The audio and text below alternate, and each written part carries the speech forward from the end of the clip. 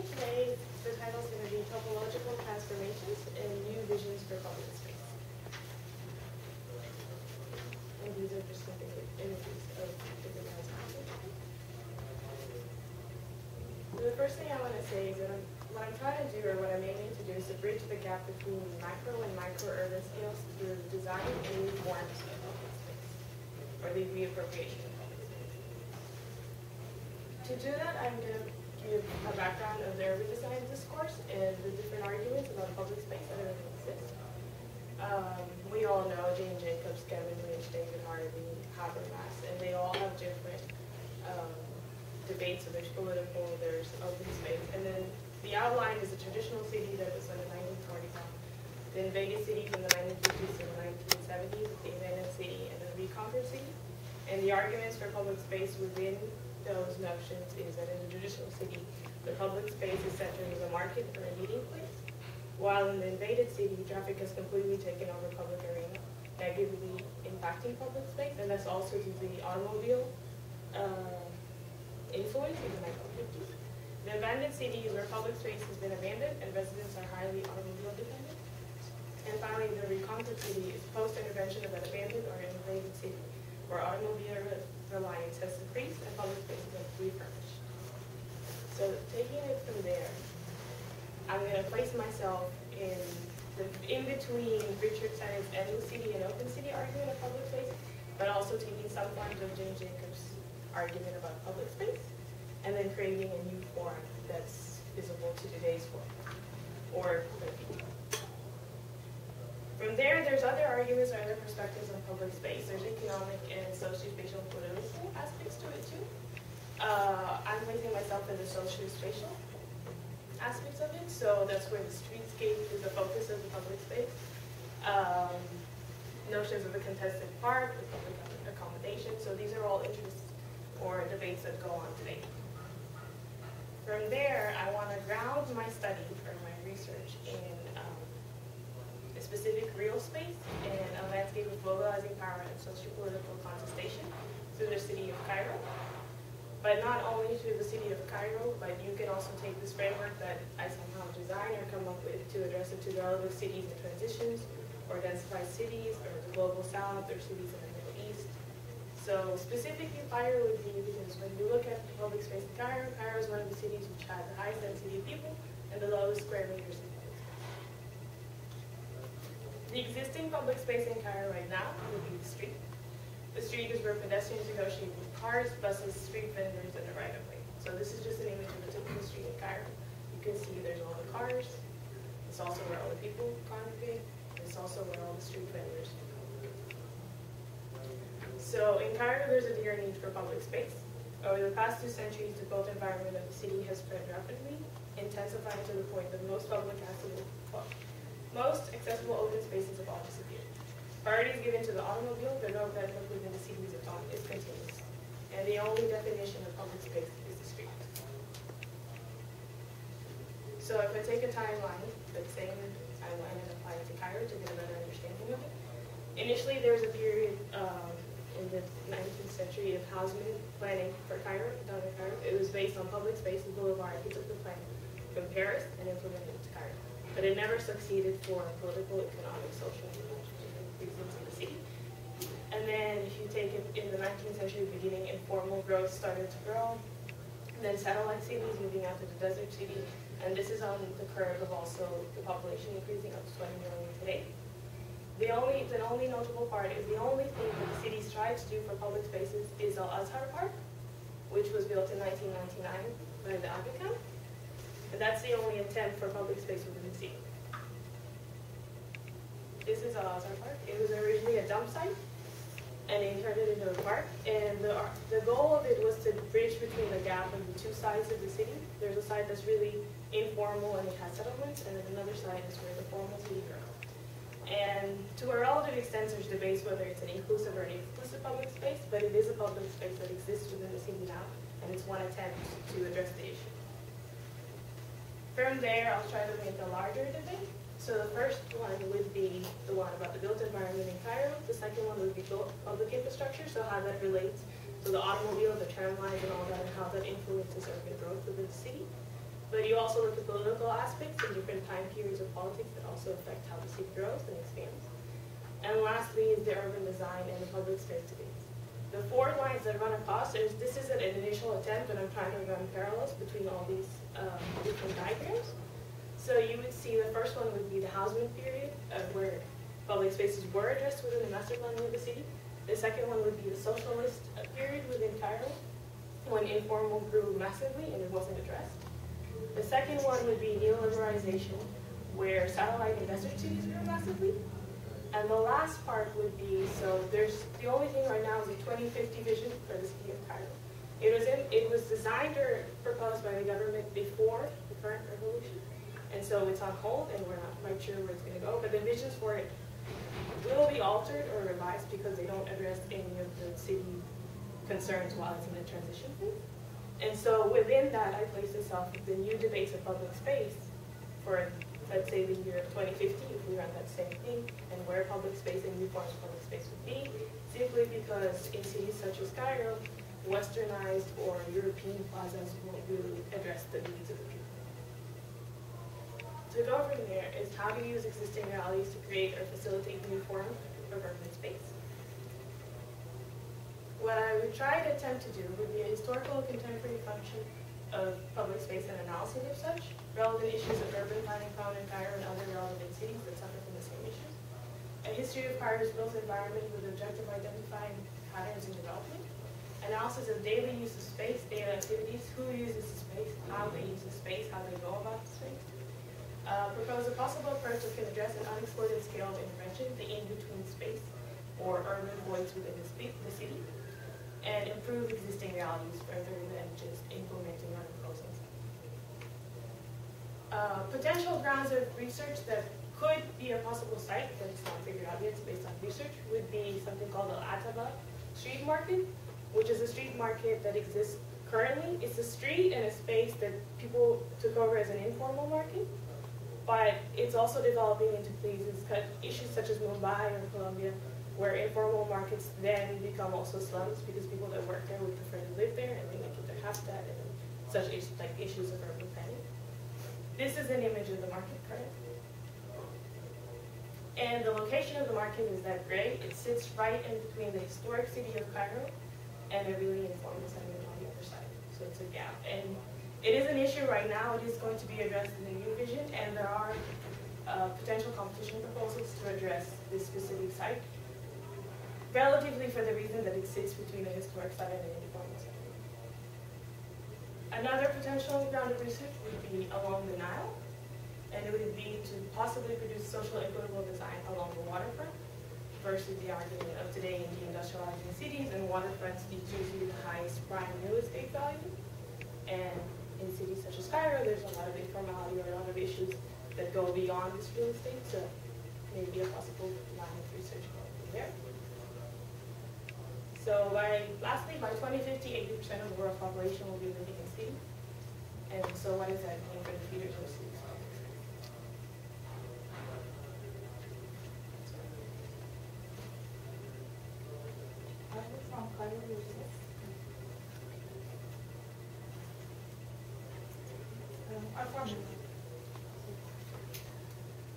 We may share the same historicity of urbanism. I think that because you are from the same region, I think that in your somehow approach towards public spaces, you should definitely at least somehow focus on the difference between public realm and its Western variation and public realm and more Middle Eastern, radicalized, Islamicized variation. I mean, if you look in many of these cities, sometimes because it is the public realm is a contested realm, sometimes it's because of the extreme weather or other cultural specificities. The public is not necessarily open. So for example, network of mosques is the serious public, operational public space in many Islamic cities. Or sometimes a network of private spaces is a publicly shared space because of political or sociocultural considerations. And I mean, in your theoretical grounding, there is no place for this sort of, marginalized, but still very important or not visible from the bird view point of view of the city, but quite operational and substantial in the social life of the city type of public spaces. And I think that you need to dedicate a part of your theoretical grounding in understanding these unique types of publicly shared spaces to make your design more grounded in the reality of the city. I guess I would say I'm looking for a similar kind of specificity, because I mean, Thesis is very much about public space, but the kinds of spaces that you show, I think, tell me something different from the way that you're talking about it, right? Because the spaces that you show, I mean, the markets, the park space, the sort of conjunction between the formal and informal parts of the city, get to something much more complex than I think the term public spaces really allow, even though they are all public spaces. And so that same sort of diagram that you came up with to sort of show the different, the range of the discourse and all these different things that are occurring, I almost want to see a similar diagram that helps me understand the different ways of not just conceptualizing public space, but the different instantiations that are occurring in this urban environment, right? And then how those different instantiations, their relationships to one another, their social, political, economic context, then relate to this question of the future of public space in cities. And just from the way that you presented everything, I have a sense that the thesis is definitely going in that direction, but it seems as if your way of speaking about it hasn't quite caught up, I think, with the kinds of things that I'm getting from the images, which is much more finer grained in its scale, and also suggests a level of complexity that I think needs to be theorized a bit more. And even though it certainly falls under the rubric of public space, I'm wondering if there's a different term or sets of terms that will get more at the specificity of what kinds of spaces that you're looking at. There's some sort of typology of public spaces, which would be quite far into the Western discourse.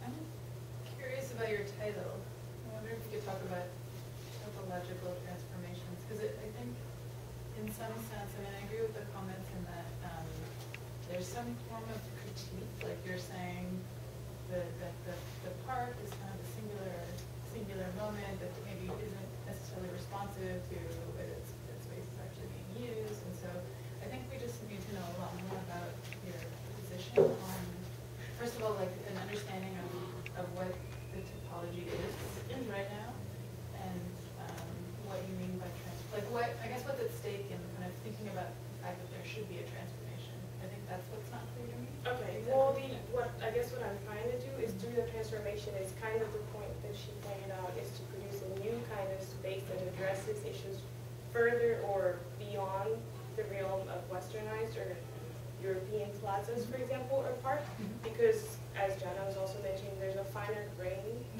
to the use of the spaces in a daily activity that doesn't just being addressed in the park. So the park is a public space, but it doesn't address the space that the people need in their everyday life, or the space that they need to walk, for various urban activities.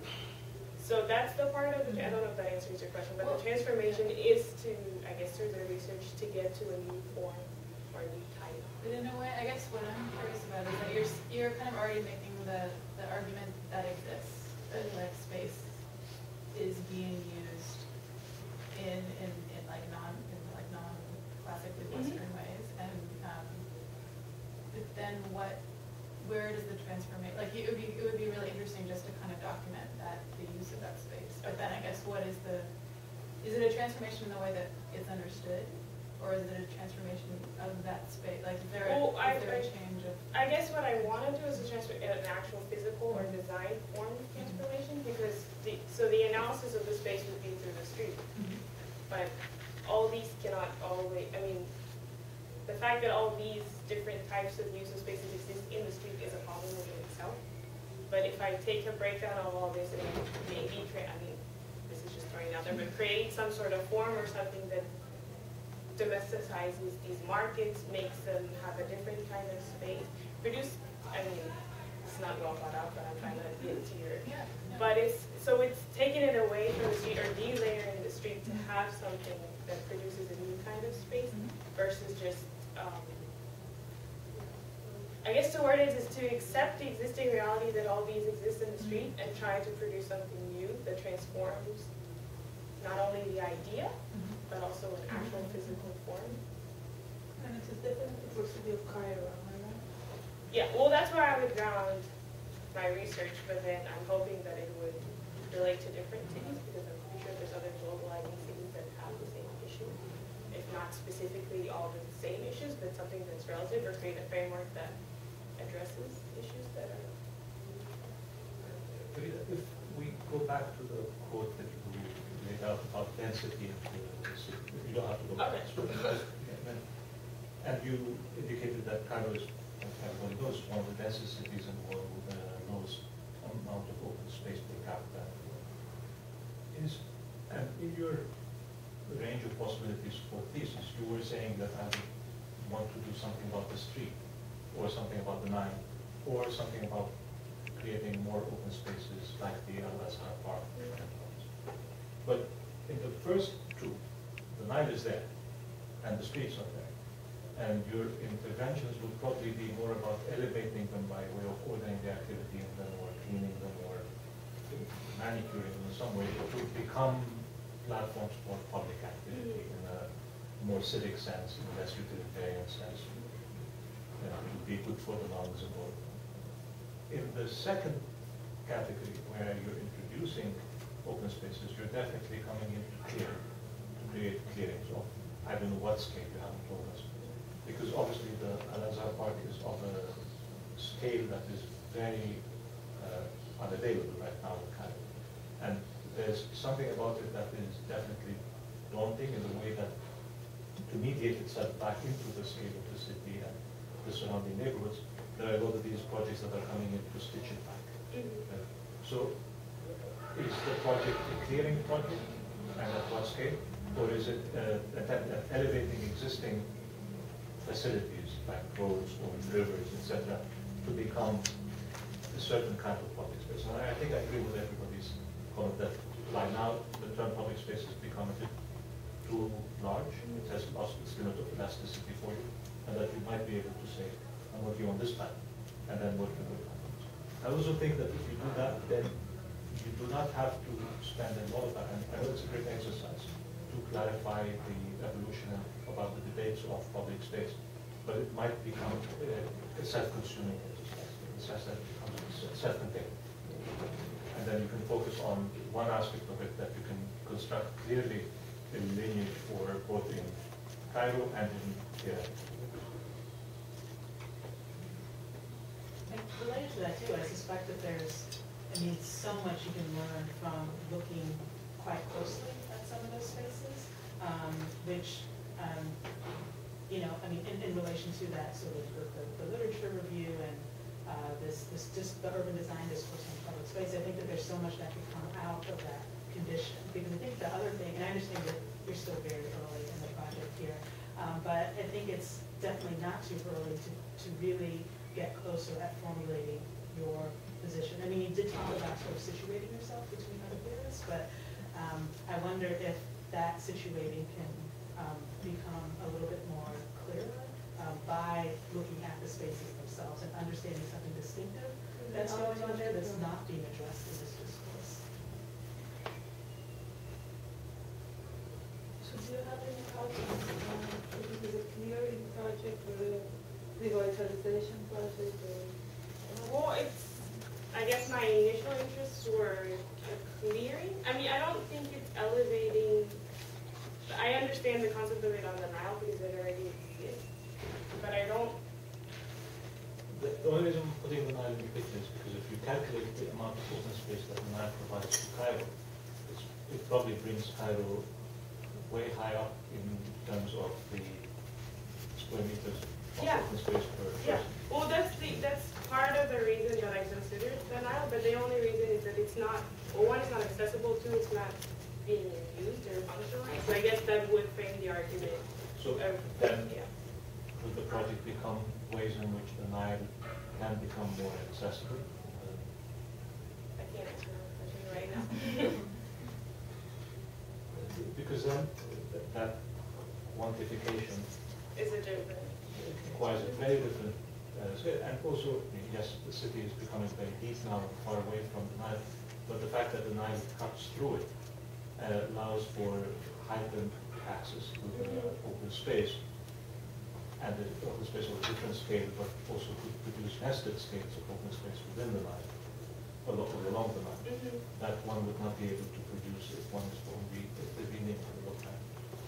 Yeah, I think you probably also have to decide how vested you are in making a typology that can be transferred to other cities. Because if it's a question of the Nile or of clearing open space, that seems less transportable in a certain sense than using roads, which exist presumably in the cities.